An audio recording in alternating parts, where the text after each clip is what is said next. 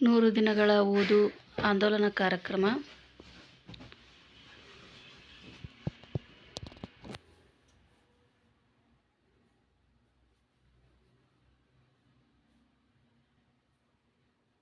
ಇಲ್ಲಿ ಗುಂಪು 1 ಮತ್ತು ಗುಂಪು 2ರ ಕುರಿತಾದಂಥ ಚಟುವಟಿಕೆಗಳನ್ನು ನಾವು ಮಾಡಿಸಿದ್ದೇವೆ.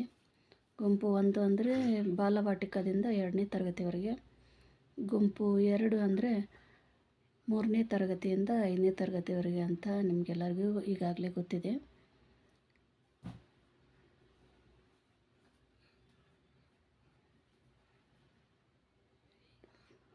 ಈಗ ಈ ಚಟುವಟಿಕೆಗಳು ಯಾವ್ಯಾವ ಬರ್ತವೆ ಅನ್ನೋದನ್ನು ನೋಡ್ತಾ ಹೋಗೋಣ ಒಂದೊಂದಾಗಿ. ಇದು 12ನೇ ವಾರದ ವರದಿಯಾಗಿದೆ. ಗುಂಪು 1 ಮತ್ತು 2ನೇ ಗುಂಪಿನ ಚಟುವಟಿಕೆಯಾಗಿದೆ. ಎರಡೂ ಗುಂಪಿಗೂ ಒಂದೇ ವಿಷಯ ಬಂದಿರುತ್ತದೆ. ವಿಷಯ ಬಂದ್ಬಿಟ್ಟು ಎಲ್ಲವನ್ನೂ ಬಿಡಿ ಮತ್ತು ಓದಿ ಅಂತ ಇದೆ. ಅದಕ್ಕೆ ಬೇಕಾಗುವ ಸಾಮಗ್ರಿಗಳು ಗ್ರಂಥಾಲಯ ಪುಸ್ತಕ, ದಿನಪತ್ರಿಕೆ ಅಥವಾ ಪಠ್ಯಪುಸ್ತಕದಂತಹ ಯಾವುದಾದರೂ ಒಂದು ಪುಸ್ತಕವಾಗಿರ್ಬೋದು. ಮೊದಲೇ ಇಲ್ಲಿ ಏನಂದರೆ ವಿಶೇಷತೆ, ಒಂದು ನಿರ್ದಿಷ್ಟವಾದ ಸಮಯದಲ್ಲಿ ನಿರ್ದಿಷ್ಟವಾದ ಸ್ಥಳದಲ್ಲಿ ಮಕ್ಕಳು ಬಾಯ್ದೆರೆದು ಓದಬೇಕಾಗಿರುತ್ತದೆ. ಅದಕ್ಕೆ ನಾವು ಪ್ರೋತ್ಸಾಹಿಸಬೇಕಾಗತ್ತೆ ಮಕ್ಕಳನ್ನು.